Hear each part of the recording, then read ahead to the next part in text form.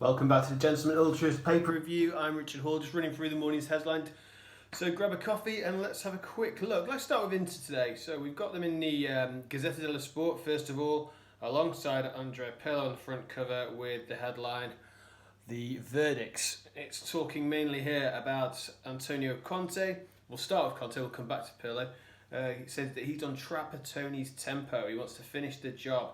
The 10th win in a row for an 11-plus margin. And the coach insists, it's easy for them to say, Sassuolo, if they can beat them, they have to complete the course. Sassuolo, as we've said before, very tricky opponents for Inter, so it's going to be a very interesting game tonight to see if they can put them to bed and really put a marker down in that race for the Scudetto.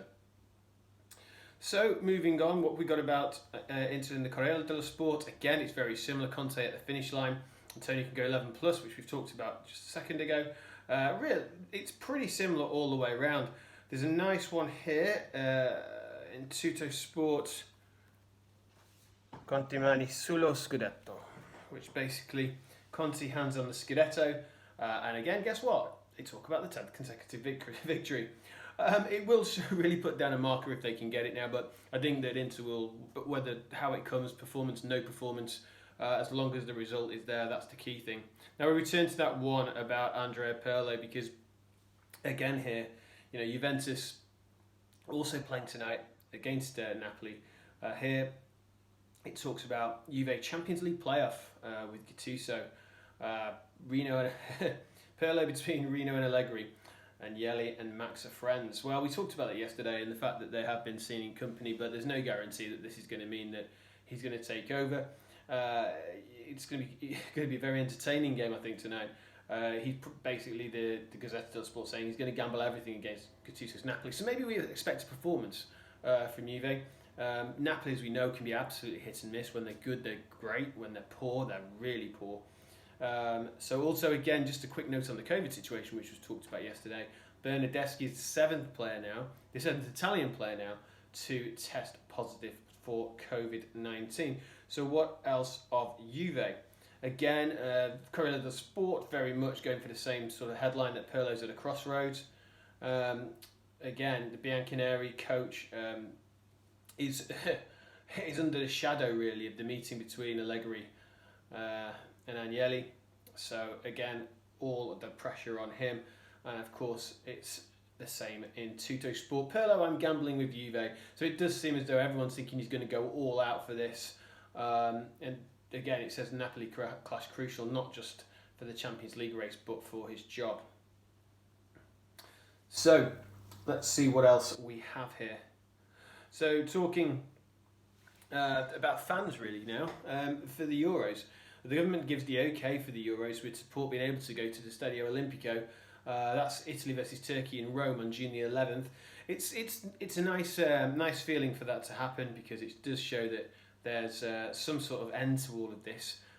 Again, Corriere dello Sport, the government plays Euro with fans. That is a real hit, I think, for many. And again, Tutto Sport, Italy at the Olimpico with fans. Gravina's goal, the signal we were waiting for.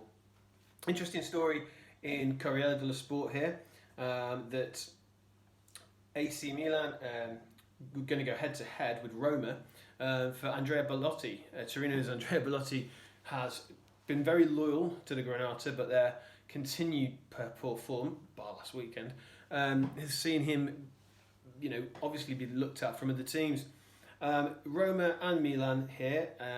It was very much said yesterday in not in the papers, I think, but afterwards. Roma's key for next season was Maurizio Sarri and Belotti, to see if they could get that pairing together. Meanwhile, it's saying here that Gazidis is ready to present an offer of only 20 to 25 million. That's for me extremely cheap. I mean, if Milan pulled that one off, hats off to Gazidis, because that would be an exceptional situation. Despite the player's contract, I still think that that's something that would be quite remarkable. Lots of love in the papers, all for Vicinius and Phil Foden, saying that the lads born in the 2000s are the real new players who we can now see emerging, calling it baby boom. This was in every single one of the papers. This Corriere dello Sport saying Vicinius is a new Galactico, So no doubt they'll be on a few teams' radars coming up. And again, Tuttosport follow that through. So finally, talking of Milan, they're also talking about looking for the Atalanta defender Pessina. Fantastic talent. He's proved himself all season as being one of the most up-and-coming talents in Serie A.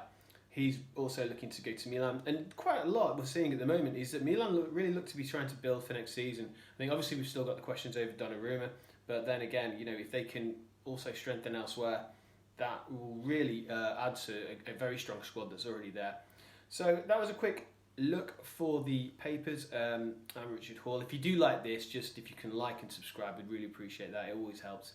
And we'll keep doing this. Thank you.